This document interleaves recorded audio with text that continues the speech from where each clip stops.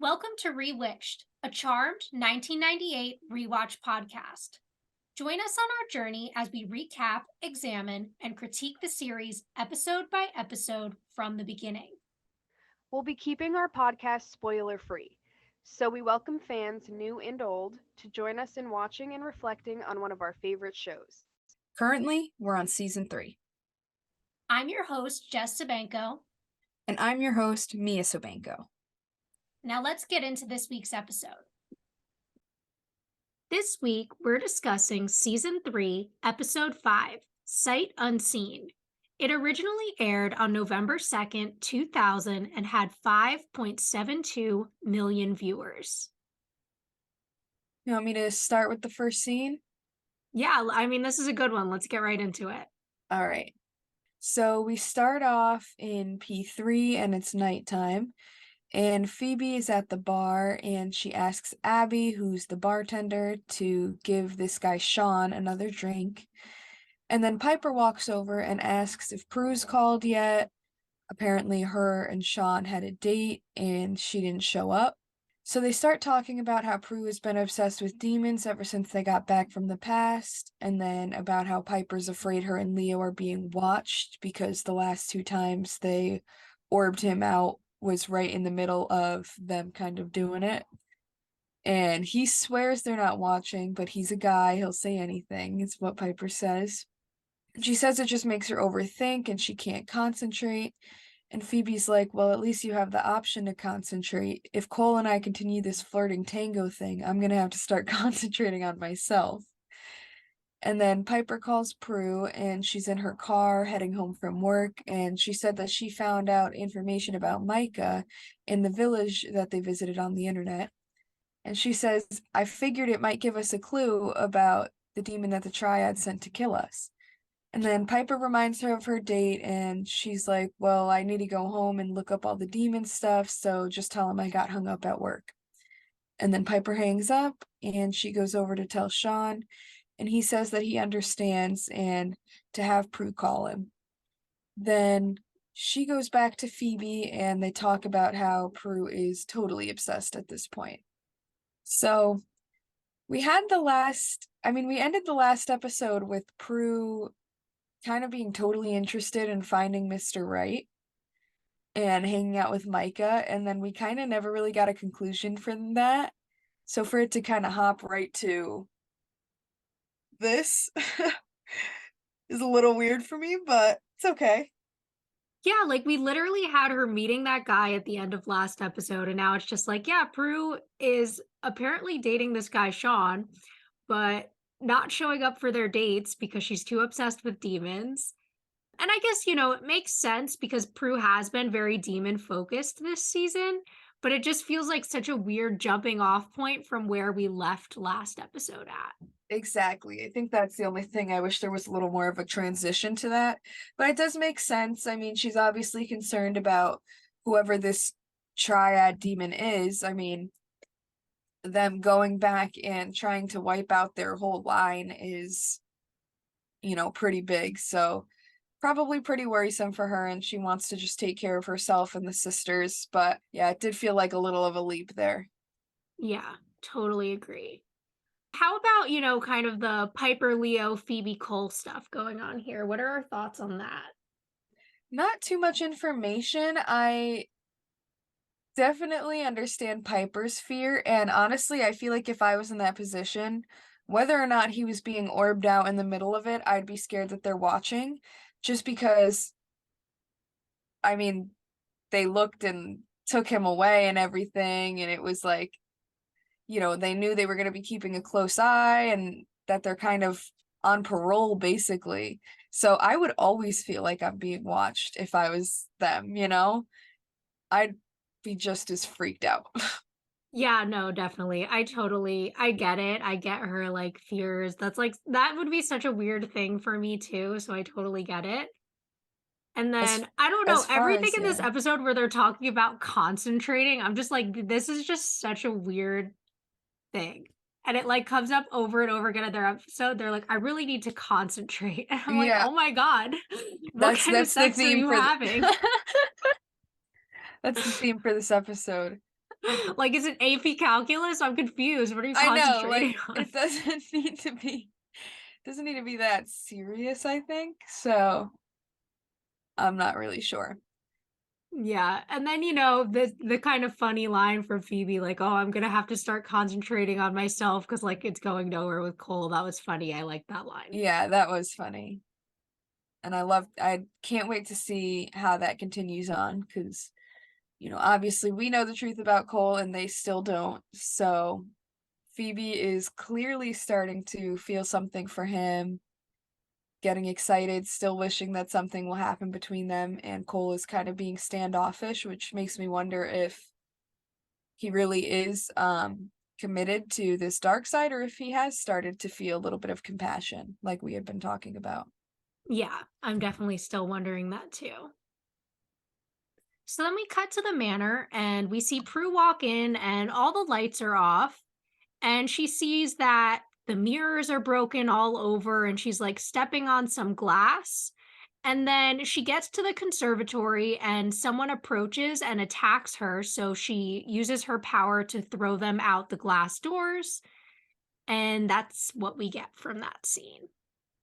Yes, so obviously something's going on. Someone or something has broken into their house and starts attacking Prue. Yes.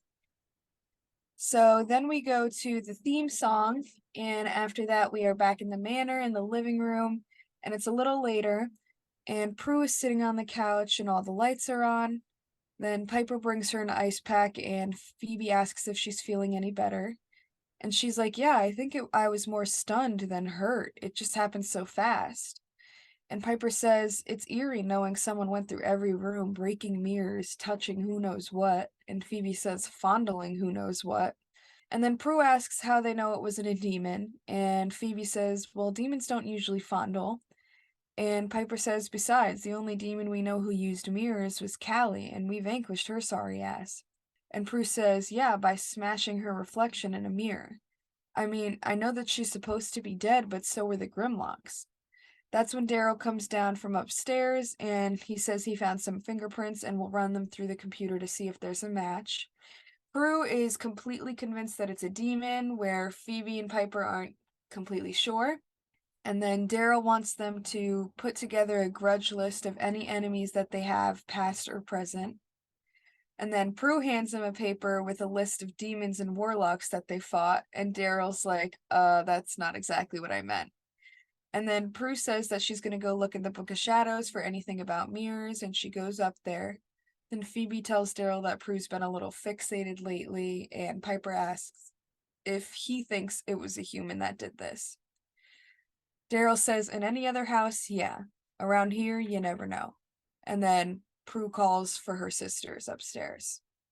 So I think this scene really works so far as kind of establishing the ideas that were coming up in the previous scenes, which is just how fixated on demons Prue is.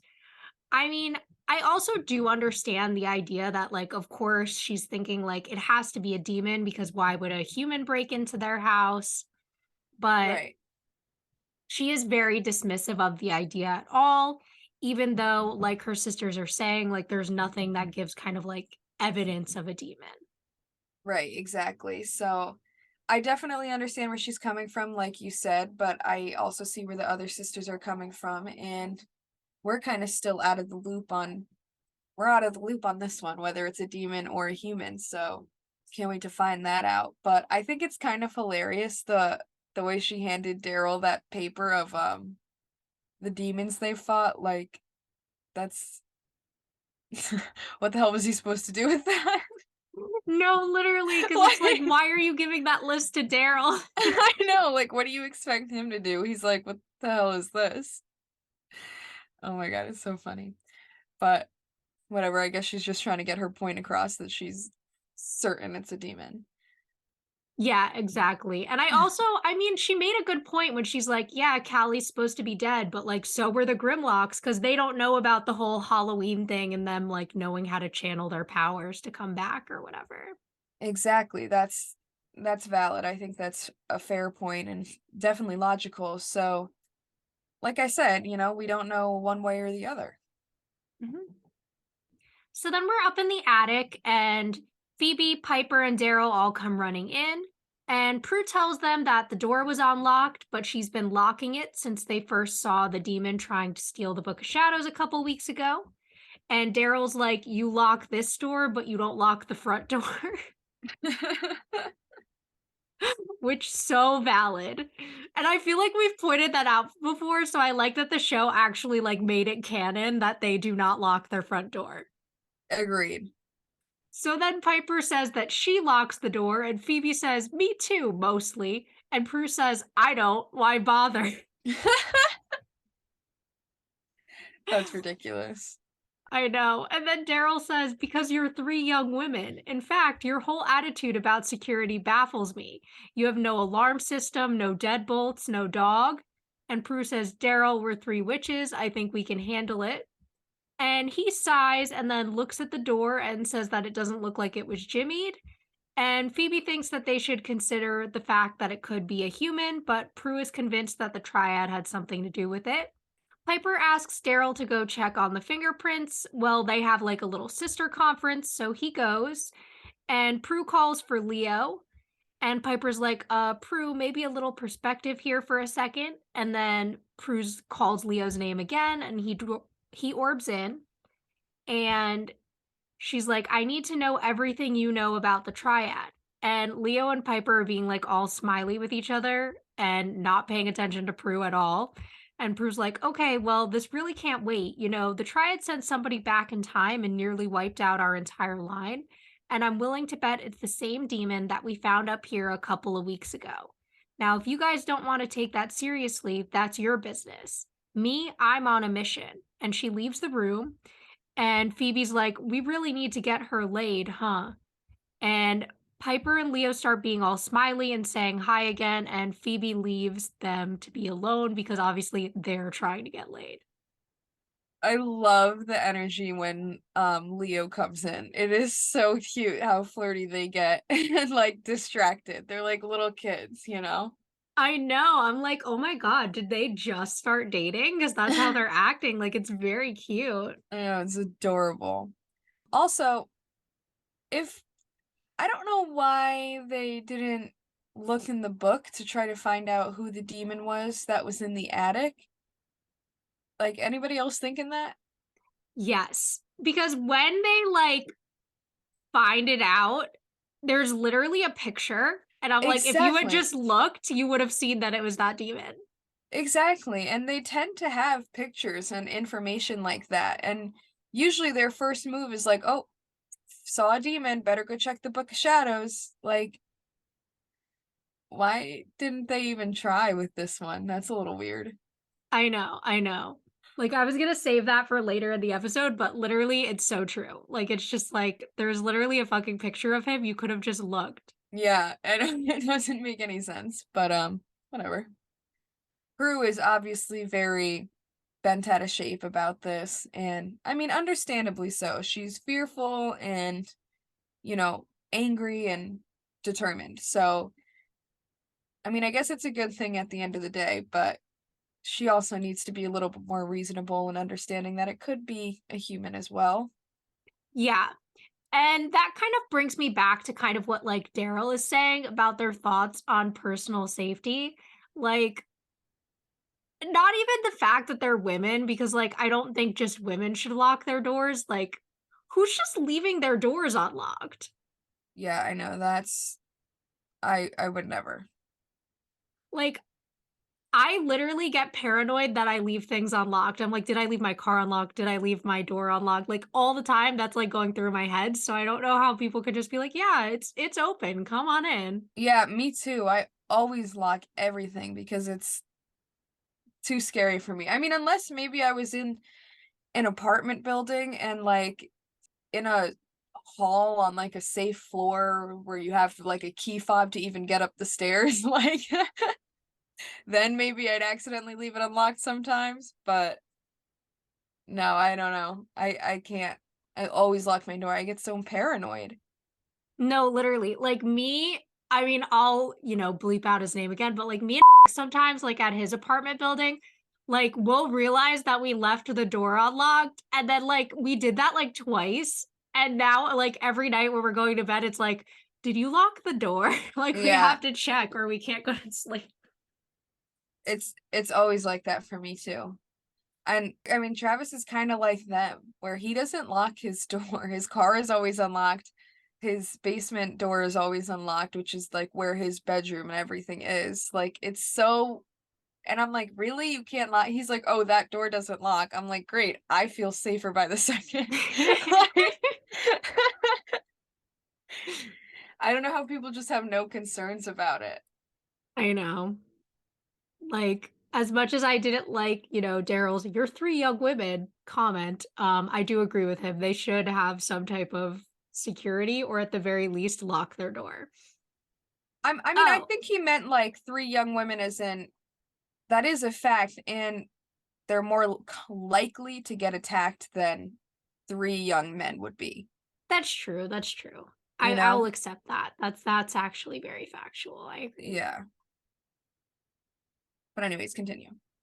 Oh, also, okay, so my least favorite line on the scene when Phoebe's like, "Oh, we really need to get her laid, huh?" It's my least favorite thing when like women are like upset about something and people are like, "Oh, it's because they're not having sex. That's why they're a bitch." Like, shut the fuck up. I hate that so much. Yeah, that's not it.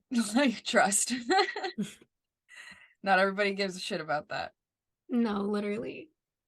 And it's just like, what? Like that's magically gonna make you like calm? Yeah, Shut I know. up. Happy again. Yeah, that's kind of bullshit, but so now we are in like the Triad's little layer thing, and the Triad's standing around the white circle, and Cole arrives in flames. And they say, "We grow impatient, Belthazor. We did not expect it to take this long." And Cole says, "You had 2 years by their time without success. I've had a month. The young one, Phoebe, is almost within my grasp." And then they tell him that they're assigning someone else. And he says, "We had a bargain. I get the charmed ones for you, and you give me back my." And they cut him off and say, "The bargain is in your best interest, not ours." And then another tells him that the guy isn't replacing him, but assisting him. And he asks who they're sending, and they say that Troxa has already started. And Cole looks very upset. Yes. So a lot of interesting stuff going on here. So we see that one, they're hiring someone else to kind of work alongside Cole or replace him. We're not really sure. Mhm. And I guess now we're questioning, is Prue right? Was this demon Troxa that we just heard of the person who she saw in the manor? Exactly. So now we've got all these different questions, and I wonder what this bargain is that they're talking about. Yes. Because now we know that Cole has a purpose, right? He's not just some demon who's been hired. He wants something from the Triad, and that's why he took on this job. And I'm really Exactly. excited to find out what it is. Me too. I can't wait. It makes me very curious. And I mean, I definitely, fair enough that they've been working for 2 years and haven't gotten anything, and he's only been working for a month. But obviously, there's kind of some tension starting to grow between him and the Triad, you know? Some Yeah. issues. They're getting impatient, and he's kind of upset about this as well. So, wonder what's gonna happen. Yeah. And also, the fact that he's bringing up Phoebe and that it's clear that like Phoebe's the one he's like kind of using to get in there Uh-huh. um is interesting, and I'm really interested to see like how we'll see that play out in any interactions the two of them might have in this episode. Exactly. So then we're back at the manor and we see this like good-looking guy in dark clothes walk up to the door and become invisible and then open the door. Then we cut to Piper's bedroom where Piper and Leo walk in together and they're like making out and close the door behind them. And Piper's saying they can't, and he's saying they can. And Piper says, I can't. I feel like I'm being watched. And he's saying that she has to get past this and starts kissing her again.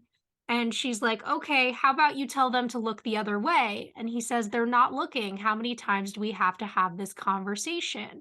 And then we see their like doors open and Troxa is spying on them while invisible. And she says, well, how do you know? How can you be sure? And he says, I told you that's not what they do. She says, then how do you explain the last two times? He says, sheer coincidence, I'm telling you.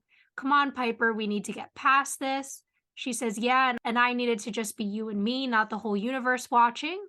Then, like, Troxa leaves the area and she apologizes and he says it's okay, that he's going to go try to find some answers for Prue.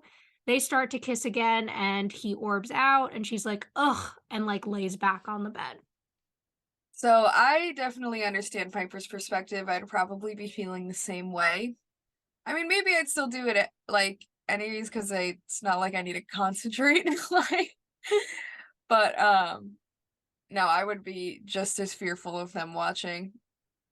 Yeah, But and I don't really like Leo in this scene, if I'm being honest. Like, I feel like she's saying that she's uncomfortable and he's just like not accepting that. yeah, Which, like, I get it's, like, a frustrating situation because, like, you don't think they're watching, but, like, give Piper some time, like. exactly. I yeah, I didn't like that too much either. It felt a little like pushy. Like, I mean, even though she does want to, but if she's not comfortable, then you can't make her do that, you know? Yeah, exactly, and, like, him just saying, like, "Oh, we need to get past this, we need to get past this," a bunch of times, like, clearly that's not comforting her. Like, if you actually want to make this happen, maybe do more to try to make her feel comfortable instead of just being like, "We need to move past this issue," Yeah, and, like, exactly. invalidating her feelings in a way. Pretty much, yeah. So yeah, do better, Leo. And then the whole Troxa of it all, he's just kind of obviously sneaking around the house, you know, keeping an eye out on everybody. Yeah, not too interested in Piper and Leo's drama. He left pretty quickly. Yeah, he didn't care very much. He said, ah, there's gonna be no show, whatever. He wanted to watch too, just like them. Just like them. Oh my god. That is so funny. So up in the attic, Prue is asleep on on a chair with the Book of Shadows open in front of her and a notebook on her lap.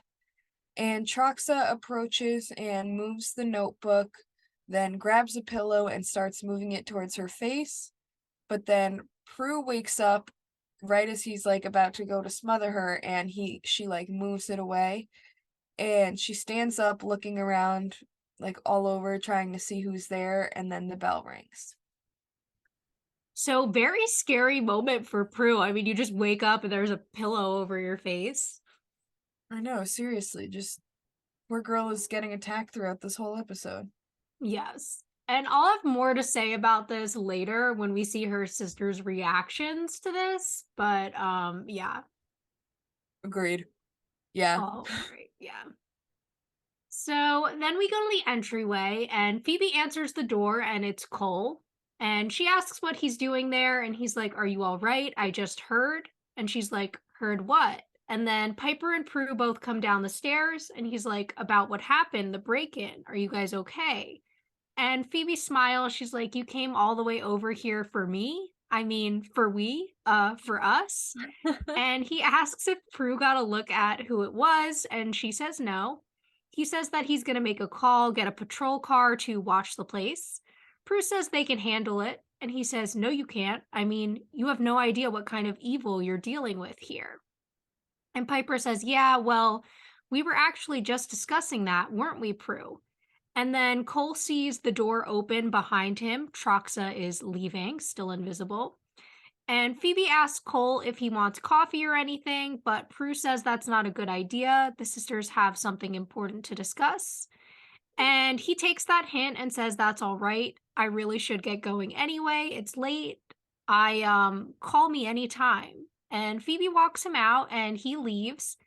And then Phoebe's like, okay, this better be good. And Prue says, yeah, well, I was up in the attic, and when I woke up, there was a pillow hovering above my face about to smother me.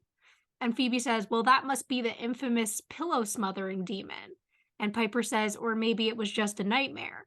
And Prue says, it wasn't a nightmare, and it certainly wasn't a joke. There's a demon after me, or us. I know it. And she goes back upstairs.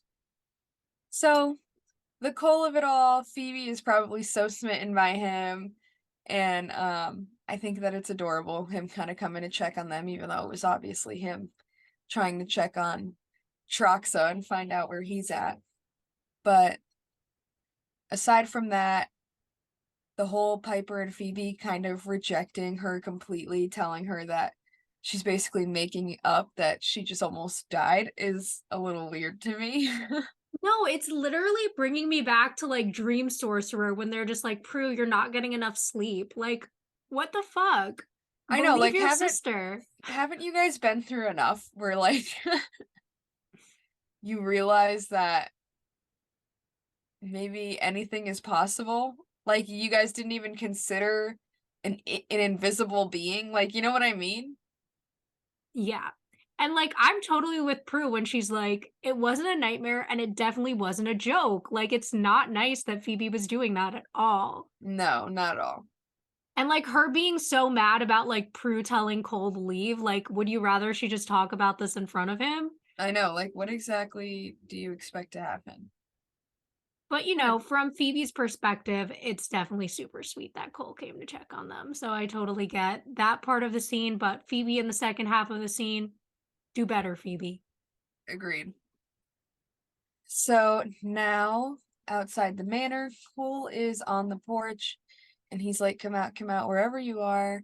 And then he's pushed against a pillar and starts getting strangled. And then Troxa appears visible again. And he's like, what do you think the Triad will say when I tell him you saved the witches? And Cole says that I didn't want you to get to them first. And then Troxa lets go of his neck and says, you had your chances, Belthazor. Don't screw mine up again. I strike tomorrow night, and you better not be there. Cole says, you don't scare me, Troxa. You never did.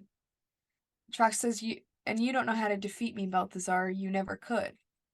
After all, and then he turns invisible, you can't fight what you can't see. And then Cole starts looking around, and he gets pushed into the wall and choked again, and then Troxa lets him go.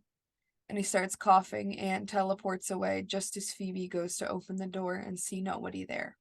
So So I I kind of like this scene. Like it's not giving us a clear idea still on Balthazar's level, like in the hierarchy. You know what I mean? Like I think we were kind of getting the vibe that he was higher up, and then now it seems like, oh, there's other demons that aren't scared of him that are still trying to fight him, and that maybe he's not as strong as we thought, you know? Yeah, I mean, when we think about it, both of these demons are kind of, it seems to me at least that they're kind of directly below the triad. So they're both pretty powerful, which is why they're being used to try to fight the charmed ones. Right. But there is this kind of idea that they're either like even or like Troxa might be slightly more powerful, but I like the way that Cole completely doesn't back down, even though Troxa seems to have the upper hand in this scene. That tells me something about him as kind of like a demon and a person. Yeah. I'm also interested in his motivations here. Like, is he really trying to save face with the Triad by not letting Troxa win, or does he care about Phoebe? That's exactly what I was wondering too. That's where my mind went. You know, we don't know whether he seriously just doesn't want anybody else to get the win, or if he really just cares for Phoebe right now. Because I think we can both agree, like, he's had chances and we're not seeing him jump at the chances to kill them. Yeah, he's definitely had an opportunity to at least get rid of one of them, you know? Mm-hmm. So I'm not sure exactly what he's waiting for. Yeah. And I'm interested just to see, like, the power struggle between these two continue in the episode. I think that's a really interesting dynamic, and I'm excited by it. Yeah, me too. I definitely agree. So then we're in the kitchen and it's the next morning, and Piper and Phoebe are both having coffee and talking about how neither of them slept. Phoebe thinks that they should consider getting a security system, and then Prue walks in and asks if Phoebe borrowed Graham's necklace from her, and she says she didn't. Prue says it's missing, and so is her, like, good luck blouse.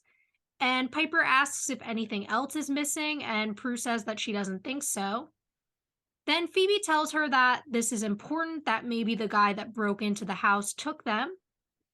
And she says, yeah, or maybe it was a demon who took them for some weird ritualistic ceremony. And Phoebe says, now would that be the pillow smothering demon or the lock picking demon? And that's when Leo orbs in and says, they called me away on something else. I swear, Piper, it was a total coincidence. And she's like, mm hmm. He's like, as far as the Triad's concerned, they don't know much. They don't even know what it really is. And Prue says, wow, 6,000 years of conflict and that's it? These guys are serious underachievers. And I totally agree with Prue. I know, And like, what then, is the yeah, like, how do they not know? What the nothing fuck? about them? I feel like they're just keeping secrets, honestly. I feel like they know. Yeah, probably. And then or Leo's like, what they do know, though, is that the Triad is at the highest level of the other side. And Prue says that's why we need to get to them before they get to us. And she hands her sisters both bags and tells them that it's a way they can always be prepared. And Phoebe's like, these are very big contraceptives, Prue. And Prue says that they're sneakers and that they're always wearing inappropriate footwear when demons attack and that they should have their sneakers with them at all times. And Phoebe smiles and says, I'm going to be so fast in these. And then the doorbell rings. So Phoebe is very funny in this scene, but again, inappropriately funny. Yeah, I was also just about to say I mean the whole is it the pillow smothering demon or, the lock picking demon? Kind of funny, but also still fuck you, Phoebe. Like Yeah. it happened, you know what I Like, mean? as a viewer, I'm enjoying her, but like, your sister's like very upset. You guys just had your house broken into. She was attacked last night, and you're just like making jokes and jokes and jokes. I know you would think there'd be a little more enthusiasm or fear kind of concern there, Yeah. but I guess we've kind of noticed that where sometimes they tend to make jokes to make light of the situations. Also, I love how she's like a little kid with the sneakers, like, I'm gonna be so fast in these. I know, I thought that was so cute. But also, I mean, Um, like, Prue's thing's missing. That's an interesting development. I wonder where that is going storyline wise. right. And that definitely helps more so with the human aspect of things. Almost sounds like somebody could have some like stalker vibes going on, taking their Yeah, things, breaking into their house. But to be fair, Prue's theory on maybe a demon taking her things for some sort of ritualistic thing also kind of tracks, like that could be the case as well. yeah, because maybe, you know how in a couple episodes ago we had them scrying with the owl feather? Maybe it's someone like getting Prue's belongings to be able to like find her at all times. Like it could always be something like that too. Right, exactly. Like we never know, we still don't know what people are these demons are capable of and kind of why they even do what they do. So, Yeah. we will see.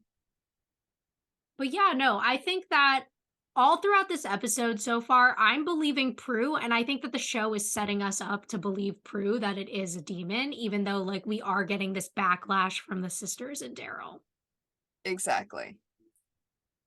So now we are in the entryway and the sisters and Leo go up to the door and it's Daryl.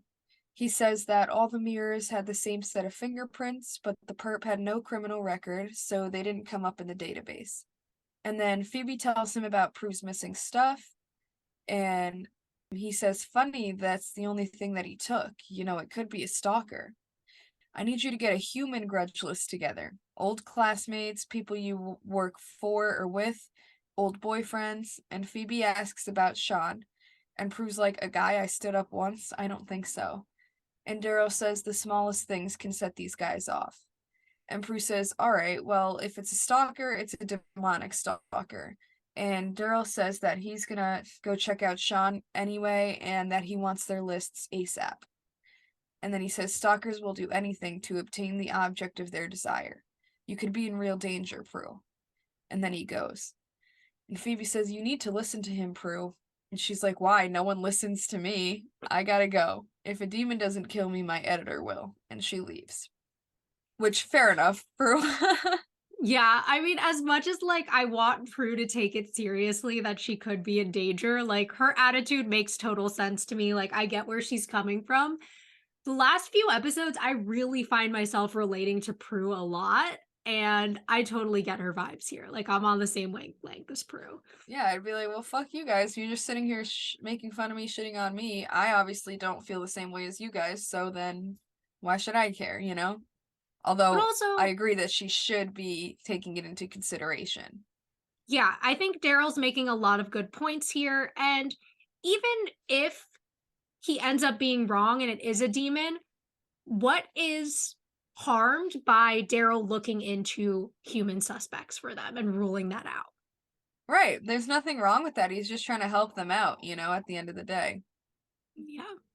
Do his Also, job. like, this makes me want to, like, think of, like, who has grudges against me? You know what I mean? Like, if I had to make a list like this, I'm trying to think of, like, people who would be on it. And I think that's just, like, such a weird concept because, like, there are so many people who, like, aren't in my life. And sometimes I just convince myself that people hate me, even though they probably don't. So I feel like mine would be low key long. Yeah, I wouldn't even know who to put down, honestly. I wouldn't. I'd have no clue. Like, the old, like, boyfriends part, okay, that's easy, like, people I dated, whatever. But, like, when it's, like, people I work with or old classmates who might have a grudge against me, like, I feel like that's so hard to come up with. Yeah, that's not easy to figure out, I think. And poor But Sean getting the possible blame here, or is it him? yeah, or is it Sean? You never know. He seemed nice at the bar, but like Daryl said, the littlest things could set these guys off. Yeah, we don't know Sean well enough at all. He's no Micah. So, not sure. Also, the fact that they found fingerprints seems a little more human to me, you know? Yeah, I feel like when we've seen fingerprints related to like supernatural creatures, there's been something supernatural to them. Like when we had the Jackson Ward episode and they had like the The ectoplasmic ectoplasm. fingerprints. Exactly. So I'm not sure. I guess we never really have had a discussion on whether or not demons have fingerprints, so Yeah. I'm not even completely sure about that, but it does still seem a little more human, you know? Yeah, because I wonder, like, do demons or warlocks have human fingerprints, or like, would there be something different? I have no idea. Right. I was wondering the same thing, thinking about that. Hmm. Because, like, Troxa becomes invisible, but maybe he still leaves fingerprints, even though he's not seen. Exactly, that could be the case. So then we're at like the courthouse, and Troxa comes out of the elevator and he's like invisible. So we're in like this POV type of shot, and he walks over to Cole's office, and Cole is looking out the window. And Troxa picks up a letter opener and starts to move towards him. But as he's doing this, Cole turns around and sprays him with a fire extinguisher, and he becomes like partially visible. And then Cole hits him with the fire extinguisher, and he comes like full visible. And Cole says, I did some research, Troxa. I found your Achilles heel. Cold is very revealing for you. All the worse since you can't feel. You don't even know when it's cold. And he starts laughing, and Troxa's like super mad, and he's like, first them, then you. And Cole nods, and Troxa turns invisible again and then leaves. I like this little like demonic warfare we got going on. Even though they're supposed to be technically working together and assisting each other, I think it's kind of cool this dynamic of them trying to fight each other along the way. Yeah, and I think it shows that thing that we've talked about over and over again, that like evil is all about ego. So I think that's why it would be so difficult for two evil beings to work together. Yeah, If they're agreed. not like a team, like we saw with like the Four Horsemen or something, like if they don't have to rely on each other, they won't. Exactly. And also, I mean, this just shows like that Cole's really smart, right? I mean, he's doing his research and then using what he finds out to his advantage. Though if they've had issues in the past, I don't know why he didn't find this out previously, but plot's sake. Yeah, I'm surprised they don't know. But he's definitely, got some information there. Now he knows to keep it cold or something, and that'll bring him back to being visible again. So it's valid. So now we are at the photo shoot that Prue's doing, and she is on a set with a TV wildlife guy, and she's like taking his picture, and he's talking about a snake that attacks as a defense mechanism, and he goes over to the cage that's used for trapping snakes. And behind some trees in the distance, we see somebody taking pictures of Prue, who's taking pictures, hidden and like wearing a hoodie. And then Prue seems to be really interested in this cage and the idea of trapping someone. Yes. So, I mean, two things here. It's setting up the idea of the trap, which is going to come up in a few scenes with Prue thinking of something like that to catch their demon. And also, now we know for sure that someone is watching Prue and taking photos of her. Right. So that again makes it seem a little more human. Exactly, because if it was Troxa, he would just be there invisible, right? He wouldn't need to be there hidden and taking photos. Right. And in a hoodie and sunglasses, it just doesn't seem very demonic to me. Yeah, total agreement. So it almost seems like we got two people coming after them right now. Yeah. So then we're at P3 and it's nighttime. And Phoebe walks up to Abby at the bar and asks if she's seen Cole. And Abby's kind of like, who the fuck is that? And Phoebe like starts describing him as like attractive and stuff. And Abby's just like, what? And then she's like, never mind. Easier question. Where's Piper? And Abby tells her that Piper's in the office. So Phoebe goes. Then in the office, we see that Piper and Leo are making out and his shirt is off. And Phoebe opens the door and then like realizes what's happening and like turns away and is like, I should have knocked, I'm sorry, and like starts to leave. And Piper's like, it's okay, I can't do it anyway. And then Phoebe like opens the door and like is looking straight ahead, not at them, and is like, I'm so sorry to hear that. And then Leo says that he should go and starts putting his shirt back on and then orbs out. And Piper says, I'm so tired of living under this scrutiny. And they start walking out of the office together. So I love this moment. Phoebe's reaction to coming in there cracks me up. This is just a comedy scene, kind of, I think. Yes, and also for once in this show, like an appropriate reaction to like walking in on something with like your sister and their boyfriend. Yeah, because we never really got that before. Yeah, usually they just kind of like stay and hang out. At least she was like uncomfortable and was like, I'm so sorry. Yeah, like, I'll go, sorry. That is kind of hilarious. Like, we never we never get to see a valid reaction to things like that. I know. Also, like Phoebe's outfit in this scene, obsessed. She looked so cute. Adorable, always. So now outside in like the main club area slash the bar, Phoebe is like, I told you I didn't see anything. And she's like, not you, them. And she's like, I know. And then Piper says, I thought doing it somewhere else would take the pressure off. And Phoebe says, I'm bummed for you, Piper. I really am. But I gotta tell you, Leo is looking fine. And she's like, I thought you said you didn't see anything. And Phoebe says, well, nothing good. And then she pulls her stalker list out of her purse and hands it to Piper and says that it's mostly guys that I knew when I was in New York. And Piper says, wow, you were busy in New York. And Phoebe says that they're just missing Prue's list now. And just as she walks in looking hot as hell, like she looks gorgeous, and they're like, wow, Prue, you look different, relaxed. And she tells them that she's not as worried about demons as much anymore. And says, has you guys seen Sean around? And Piper's like, no, I haven't, but how do you know he's not your stalker? And she's like, oh, don't be ridiculous. And Phoebe's like, what happened to there's a demon on my ass, Prue? And she's like, well, I set a trap. We are going to catch this demon, and instead of vanquishing him like we normally do, we're going to make him talk about the Triad. Then Phoebe asks about the trap, and Prue pulls out a crystal. and says, I cast a spell over a series of siderite crystals, sort of creating a power grid with the Book of Shadows as bait. And the minute the demon steps into the grid, this glows and he's zapped. And Piper's like, so whatever it is electrocuted. And she's like, well, yeah, whatever demon. And then Phoebe's like, and what about human or feline? You're gonna fry Kit. And she's like, well, Kit can't get in because I locked the attic door. And then she says, and again, or what if it's human? And Prue's like, it's not. Then she spots Sean and goes over to him, and Piper says, this is not good.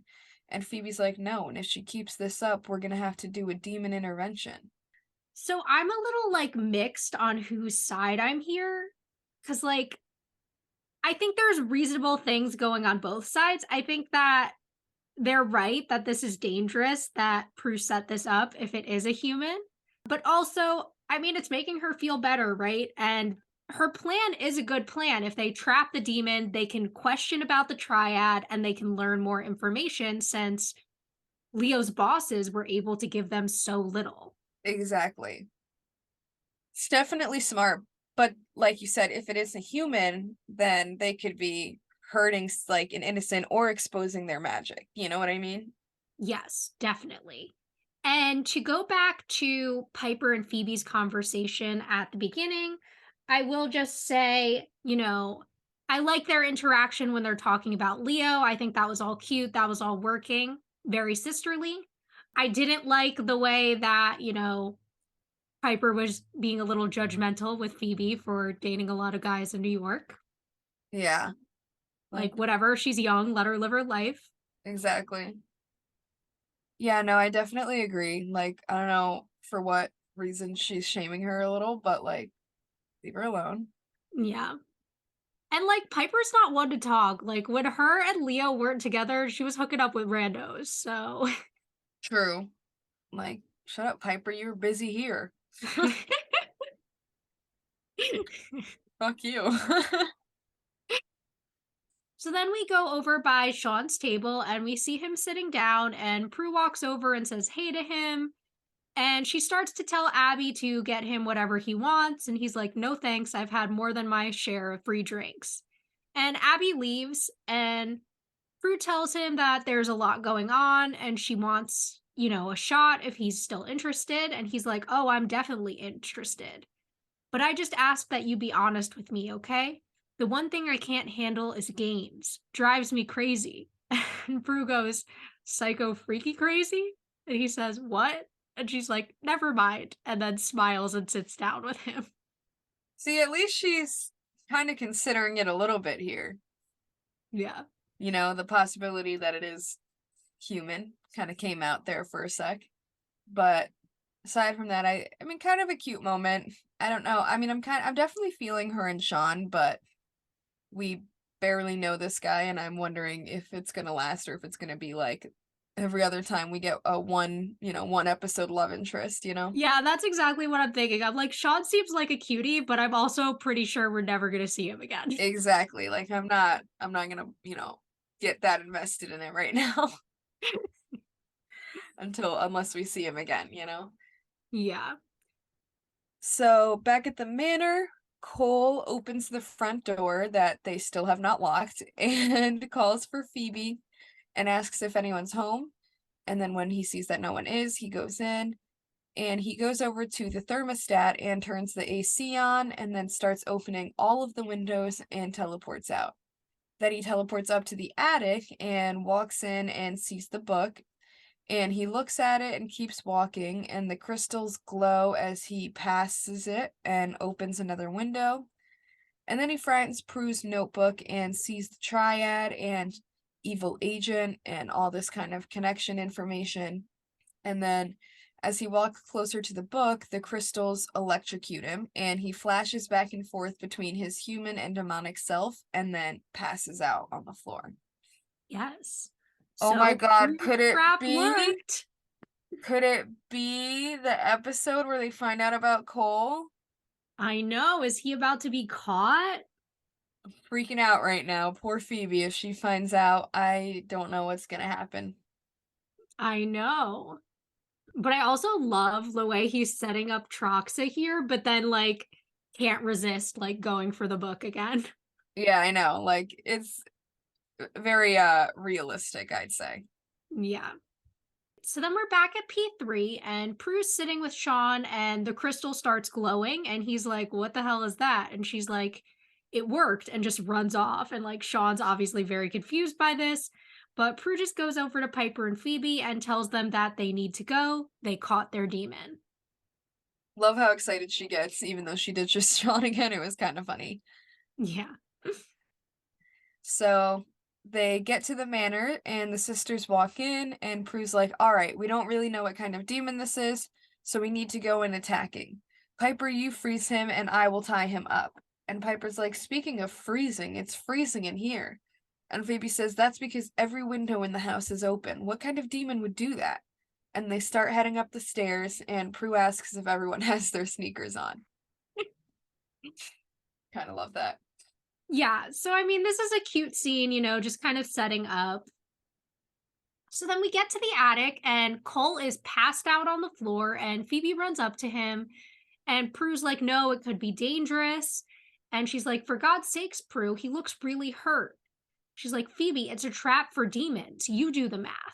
But Phoebe goes over to him and like kneels by his side. And Prue asks, what are you doing here? He says, I came to see how you were doing. The front door was unlocked. And when I saw the windows were open, Phoebe says, you thought that someone broke into the house again. And he gets up and asks what happened, then asks what the crystals are, and Prue says it's a trap. So, very sus right now. Prue obviously does not trust him for shit in this moment. No, Piper she's probably like, somewhere in between, but and Phoebe's all like, no, my boyfriend is not a demon. Come yeah. on. I mean, to be fair, they did have their concerns about these crystals attacking humans as well. So, they don't know whether or not these crystals will only work on demons, or if it can work on humans too. They don't know a lot of information on why Cole was in the attic or anything. I mean, he came up with his story really quick, like, so I feel like that was pretty valid. But yeah, I can kind of see both sides of the spectrum here. Yeah, and I definitely, like, he's passed out on the floor, right? He looks like a person. It's not like he looks demonic. But again, we've seen demons and warlocks who look like people before too. So it's not that shocking. Exactly. But I mean, why don't they do that finger prick thing on him like they did with Jack and True. Dan? Yeah, there was never a test. There was never a test. They should do a little test and find out. They But I should, you're wonder if right. he would still I wonder if he still would bleed, you know? Yeah, I don't know. Not sure. So now in the stairway, Cole is walking down with the sisters, and Phoebe is apologizing and saying Prue just panicked. She wasn't thinking straight. And she's like, the hell I wasn't. And Cole's like, do you know that your trap is the equivalent of having a loaded shotgun with a tripwire behind your front door? That's illegal.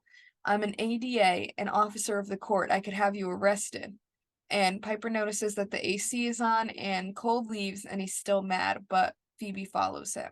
And out by the front porch, Phoebe's like, Cole, I'm so sorry. It's just we've all been under so much pressure lately. And he says, I'm just glad it wasn't you who did this to me. And they look at each other, and he leaves. And then Phoebe finds a box with a bow by the door and walks back in with it. So this little part where he's like, I'm just glad it wasn't you who did this to me. I'm like,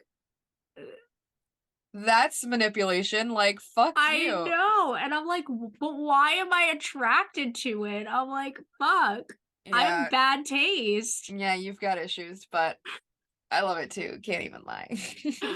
Like, I don't know, the little bits of like the tiny bits of toxicity in their relationship, like I still like love them. Me too. I still think it's kind of adorable. And also like him yelling at Prue, I don't really like calm down, but also she did almost kill him, so reasonable, but I just don't Yeah. like when men yell at women. So Really? Is it bad that that was the part I was kind of attracted to?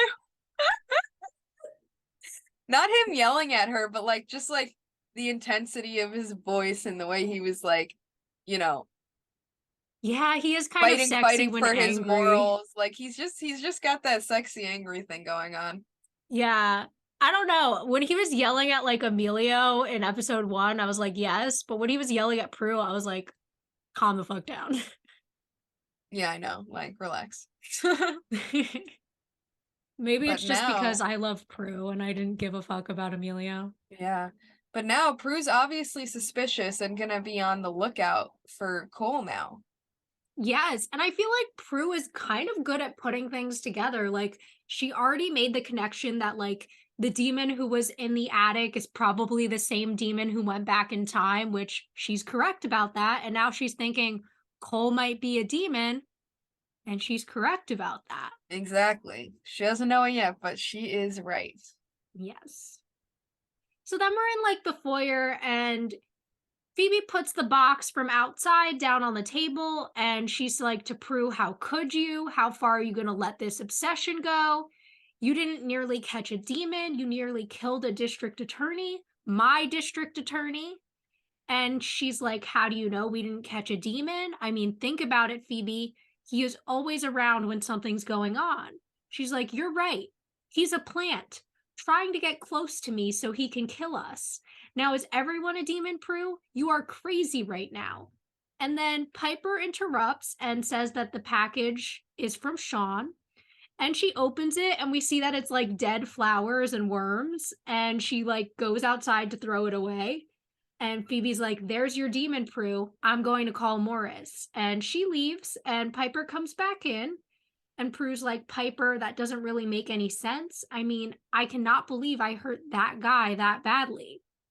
And Piper says, Daryl said it takes only a small thing to set them off. Maybe Phoebe's right. Maybe you're just not seeing the reality. She says, Piper, my instincts are almost always right. I have to trust them. And she says, I'm not saying you shouldn't, but Prue, there are other evils in the world, and some of them are even humans. And then she leaves. So Piper seems to be kind of neutral here, kind of not sure either way, but I guess now it's official that it's Sean. Yeah. I mean, if it had his name on the tag of the flowers that had the worms in it, super disgusting and weird, but like I guess he's trying to get himself caught, a little bit suspicious, so I don't know. Yeah, I'm kind of like questioning it because I'm like, if you're trying to be like an incognito stalker, why would you sign Right, your you're name? exactly. Doesn't really make any sense. But I think the fighting here between Prue and Phoebe was played very well. You know, it made sense to me, both sides of the argument, and definitely entertaining to watch. And also it felt like a very sisterly argument, I think, for sure. Yeah. Like it worked. And it's really hard because like I understand where Phoebe is coming from, but we know that Prue's right. Yeah, exactly. And you know, Phoebe kind of dismissing what the truth is as ridiculous is like so hard to watch because it's clear that like Phoebe's clouded by her feelings here. But Exactly. like if in her situation, I can't imagine myself not thinking the same things. You don't want to believe that the person you like is out to get you. Yeah, no, I would be in just as much denial probably in this moment. Yeah, definitely. So, I don't know, it's definitely understandable, but you're right. Since we know the truth, it is kind of hard to watch and see her be super confused and in denial about this. Yeah. So now, outside the manor on the street, Cole is standing there and Troxa walks up and he's like, I warned you, Belthazor. And Cole says, hold it, I came to apologize. And he's like, for what? And he's like, for pissing you off, for one thing. I don't want to always be looking over my shoulder, waiting for you to strike for the rest of eternity. You want the charmed ones, they're all yours. Troxa says, I don't trust you. And he's like, fine, don't.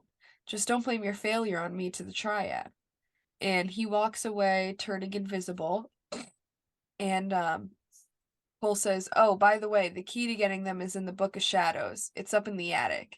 And then he goes to get in his car while kind of smirky, all happy that he's kind of about to get him caught. Yes, I love the little setup here. I like how he plays into the fact that obviously, like, this demon isn't going to trust him, but is also going to use this advice and obviously get him trapped. Yeah.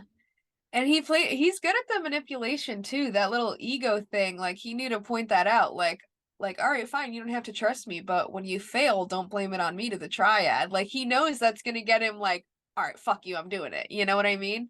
Exactly. So Cole knows what he's doing. I'll give him that. Yeah, right? There's a reason, I mean, he's surviving and thriving. Exactly.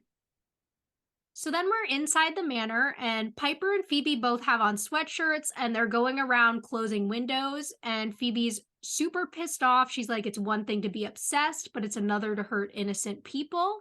And Piper says, okay, but she's trying to look out for us. There is a Triad demon on the loose. She's like, I understand that, Piper, but it is not Cole. And Leo orbs in then with like this giant Hershey kiss. And Piper's like, aw, honey, that is sweet. But not tonight. We all have headaches. And Phoebe says, but feel free to help us close some windows. And she leaves the room. Not too much to say here. I mean, I understand Phoebe being, very angry right now and kind of like I kind of love it. It's like so realistic. The like argument, the sisterly argument, and then like shitting on it to the other siblings like afterwards. Like it feels so legit, you know?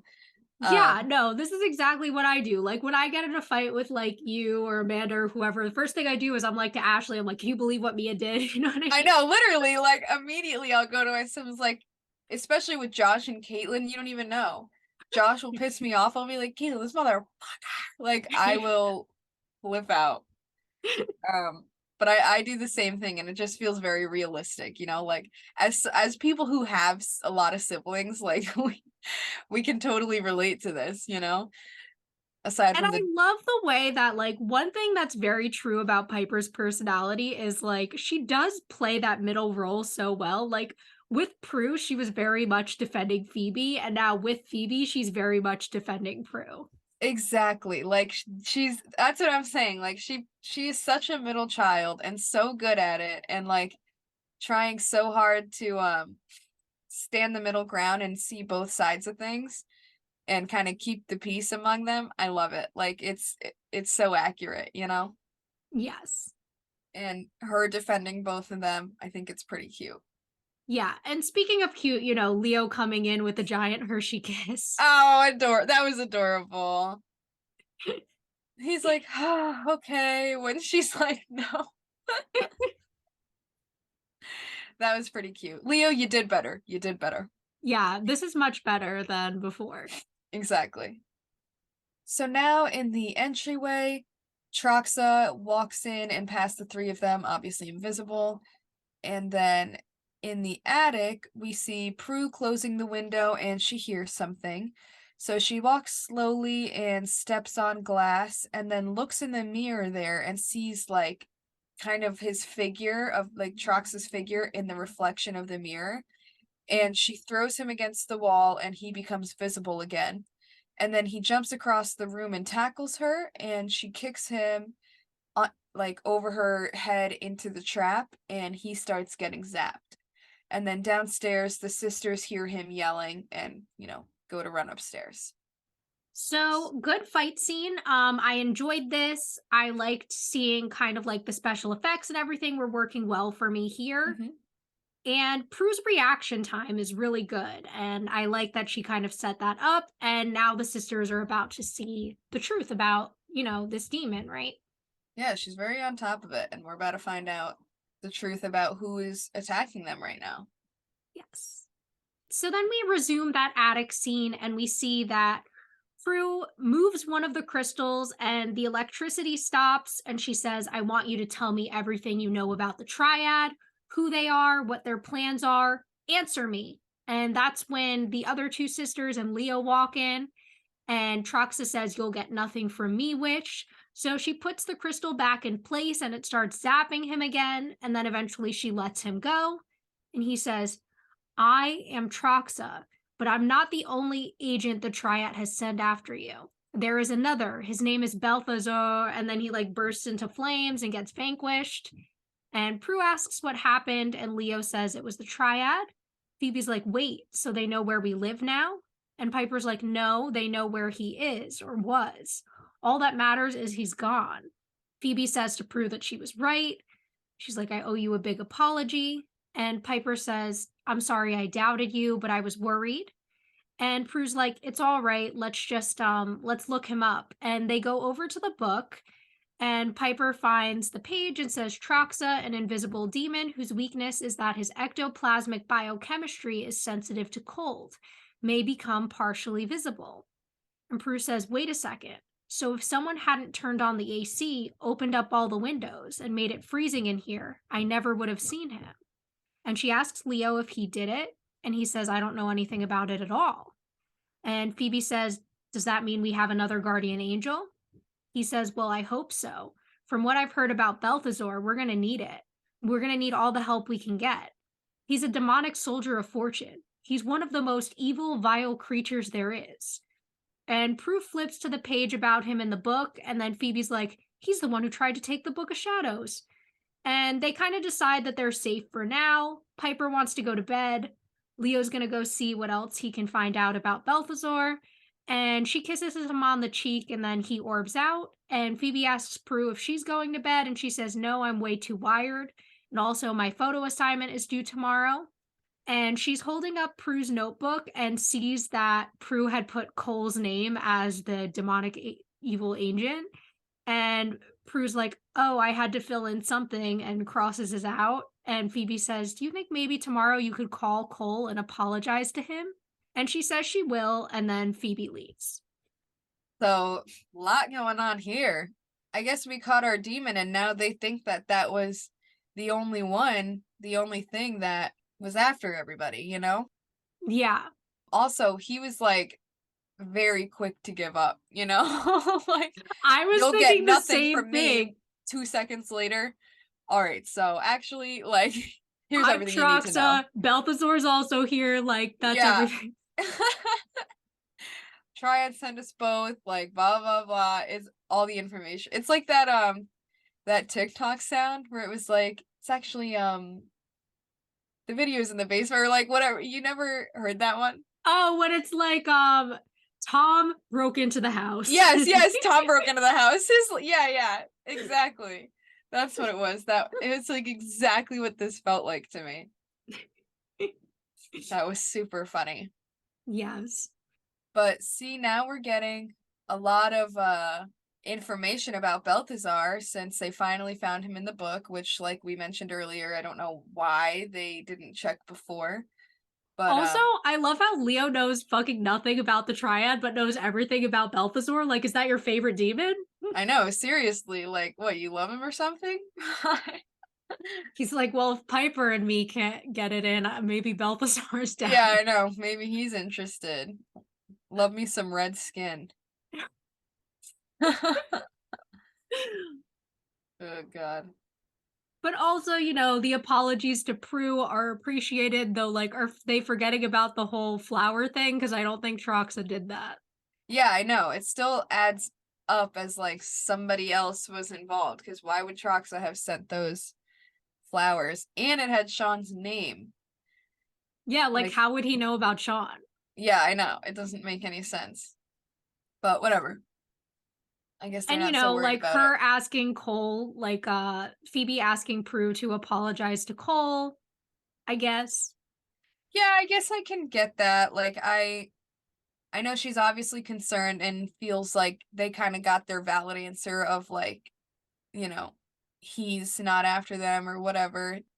Because they're also probably thinking that if Cole was the demon that the Triad sent after them, then he would look like that. Like, I don't know if they're aware yet that he has a, human looking side.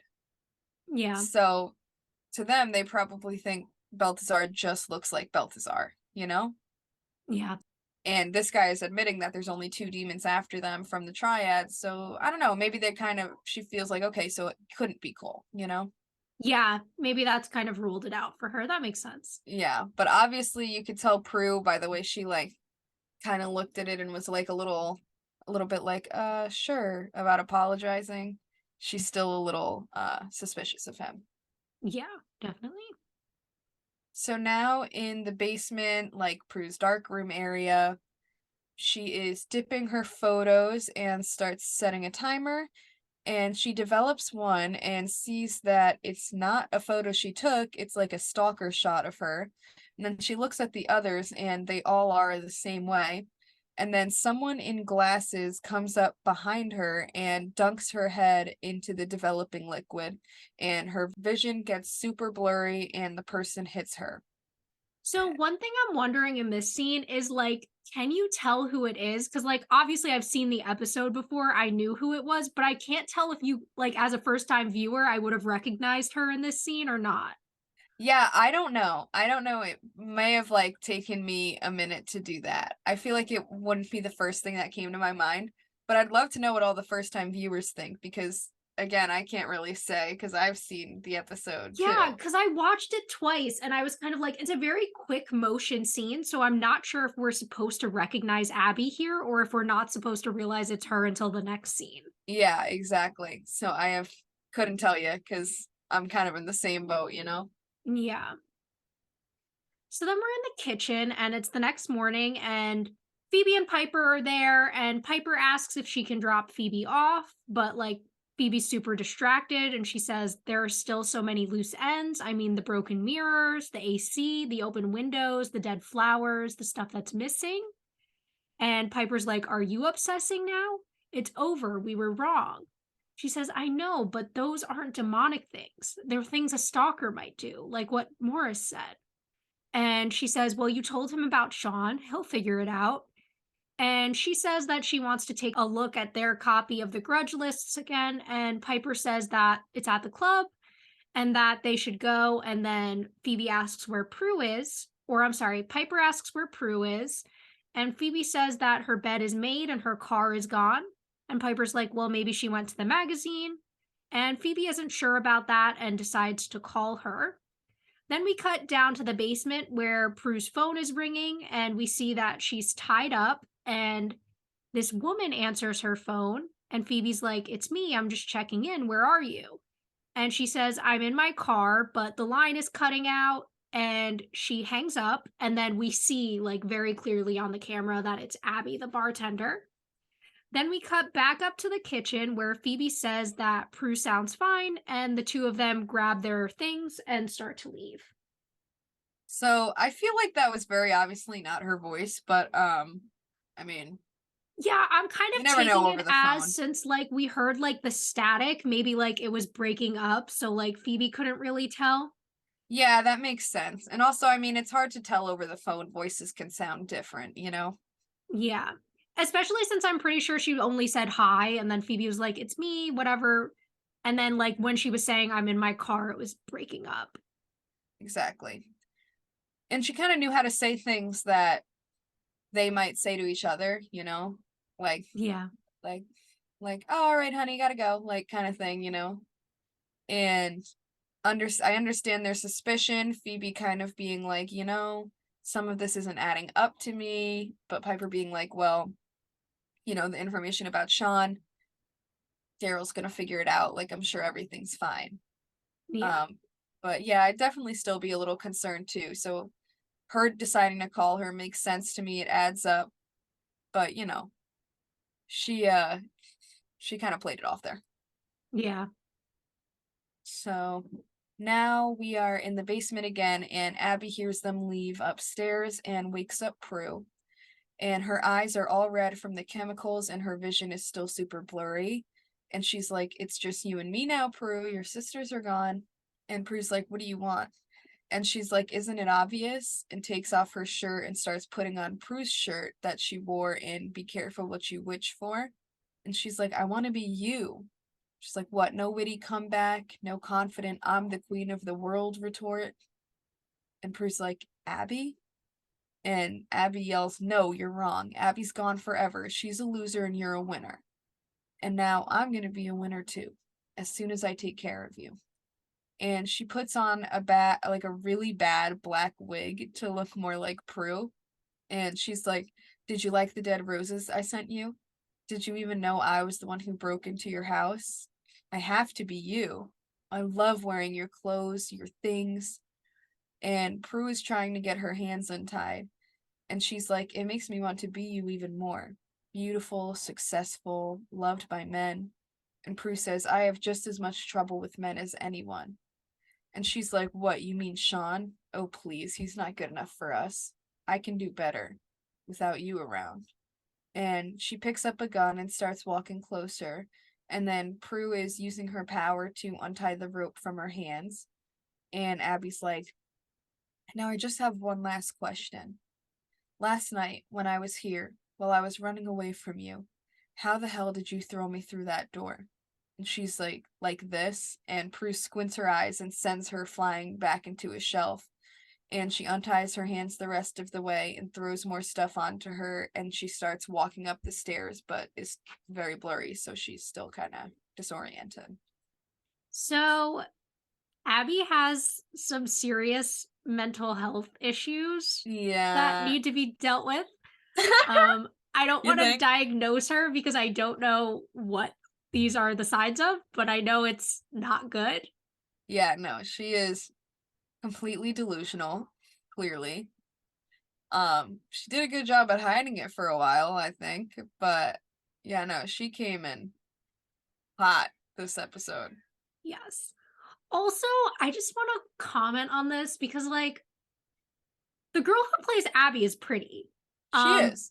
and there's a way that like 90s shows like to take like attractive women and just like put their hair up and put them in glasses and try to convince us that now they're ugly.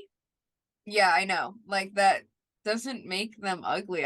Honestly, I think glasses are cute too. I do too. Like, she is an attractive girl.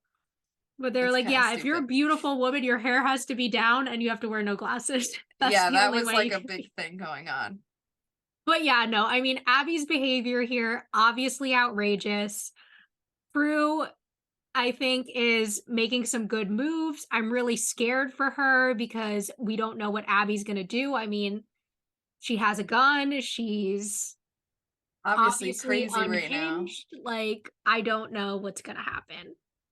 I know. I'm wondering the same thing.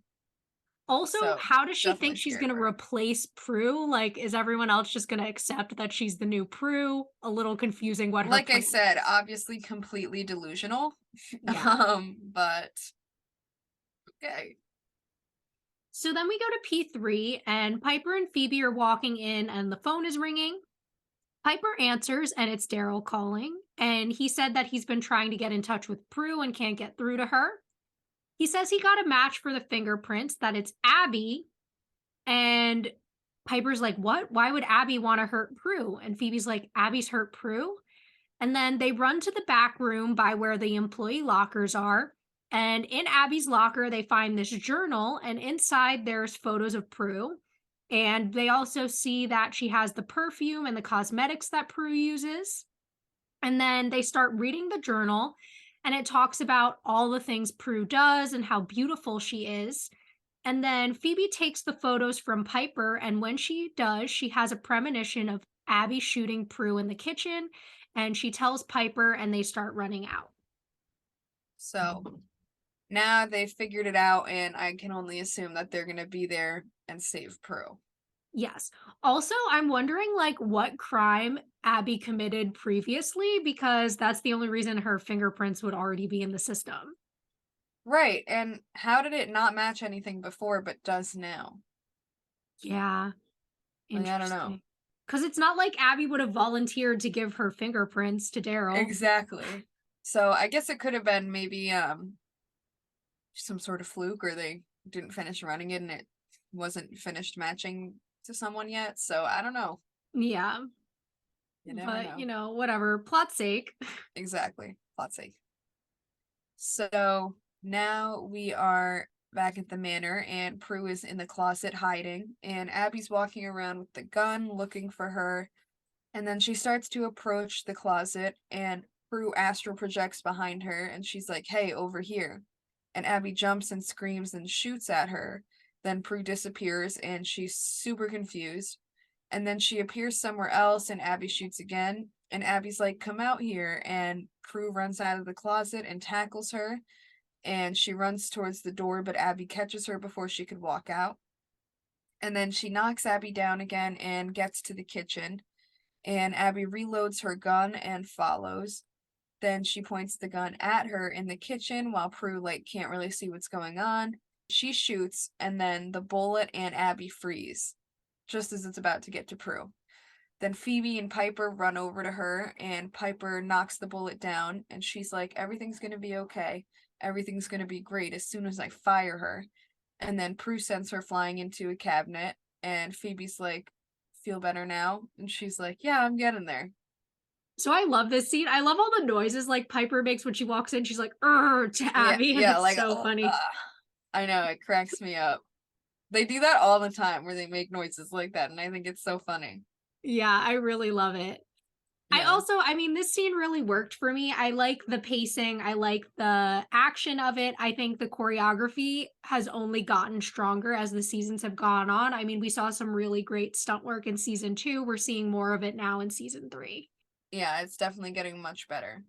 Yeah. And I mean, as far as the whole fight ending, this all works for me. It seems totally fine. I have nothing really here. I like that Prue needed that one last little get her anger out by throwing Abby again moment. Yeah, I would have done the same thing. Are you kidding me? Fuck that. Just tried to kill her. Yeah. And now we know that all of the sisters were right. It was a demon and a human that was Yeah, after them. exactly.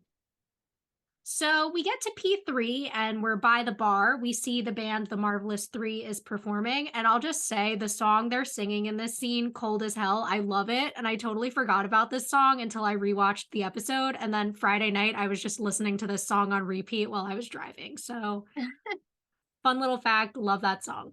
But anyway, so we see this new bartender is working there now, and she brings a drink over to Phoebe and Prue, who both look hot as fuck. I mean, the tops, their hair, I'm just in love with them.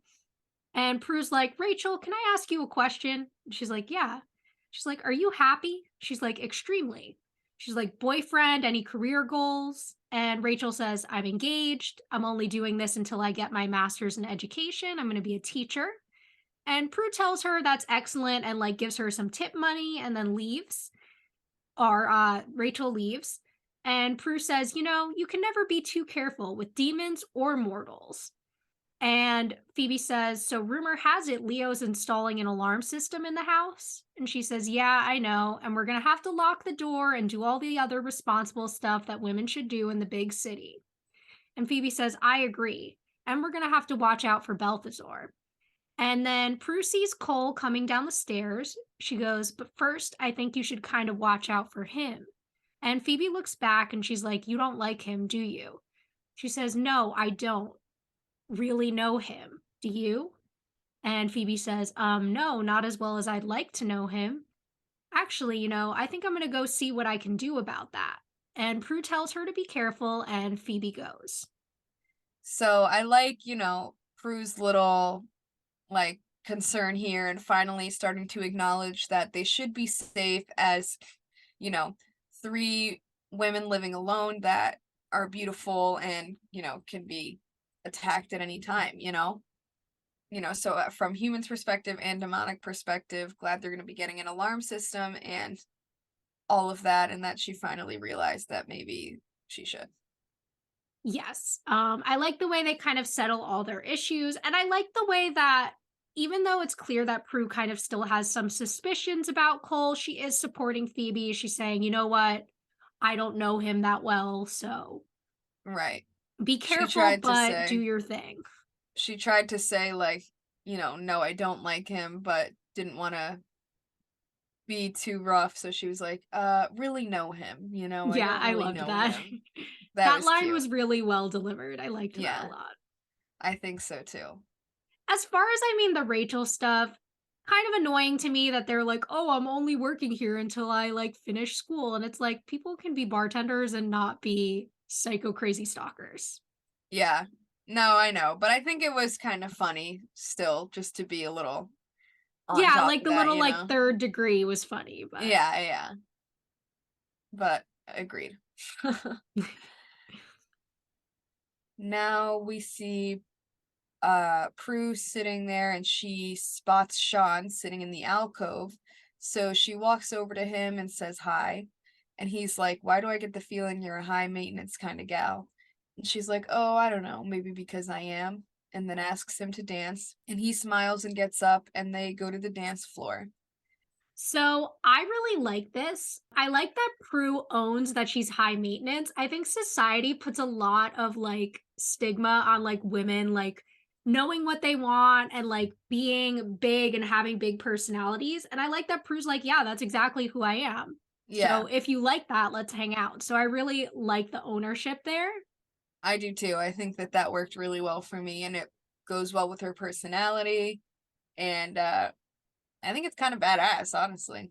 Yeah. And again, I think they're cute. I mean, I'm sure that we'll never see Sean again after this scene, but Yeah. cute scene. So then we go over by Phoebe and Cole, and Phoebe's like, "So still friends?" And Cole says, "I hope we're more than that." And she's like, "Do you? Prove it." And he smiles, and then they kiss. And at first, his like eyes are open when they kiss, and it's like kind of weird.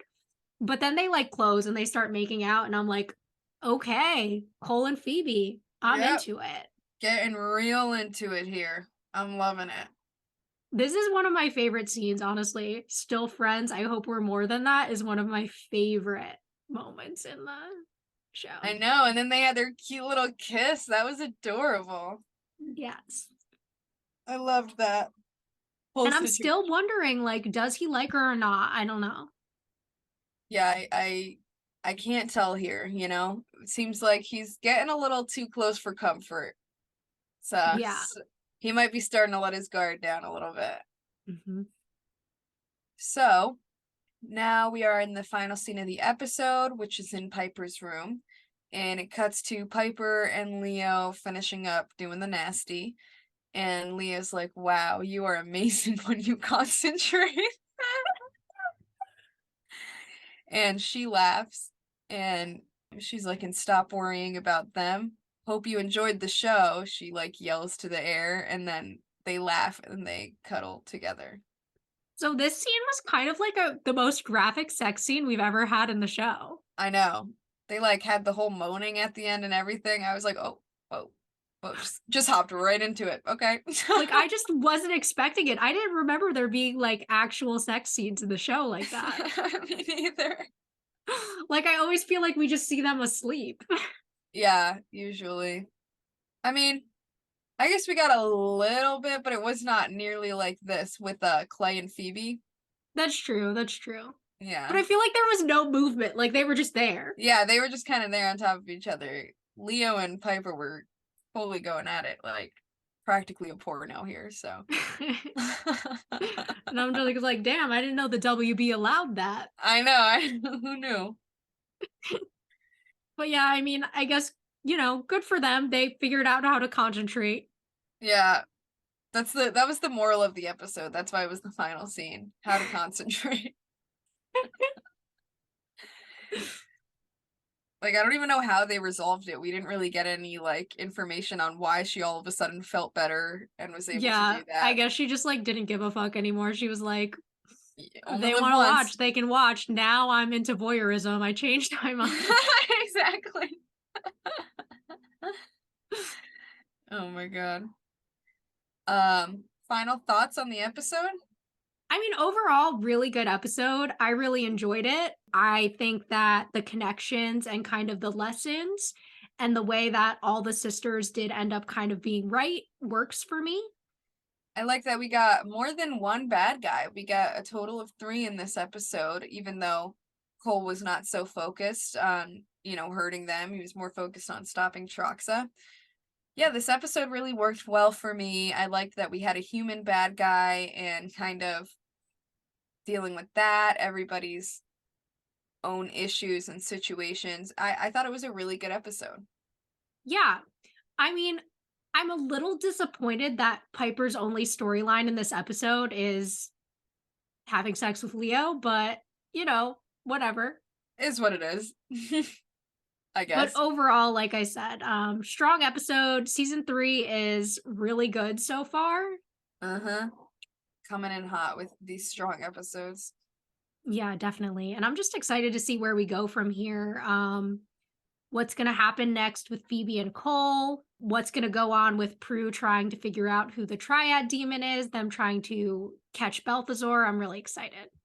Yeah, me too. We have a lot to look forward to. I'm super excited. Thanks for listening to this week's episode. If you want to reach out to us or follow us on social media, we're on Instagram and TikTok at rewitched_pod. Or you can send us an email to rewitched.pod@gmail.com. Also, if you would like to subscribe to our Patreon, we have several monthly tiers available at patreon.com/rewitchedpodcast. Either way, we appreciate you listening and hope you'll join us back next time for Season 3, Episode 6, Primrose Empath.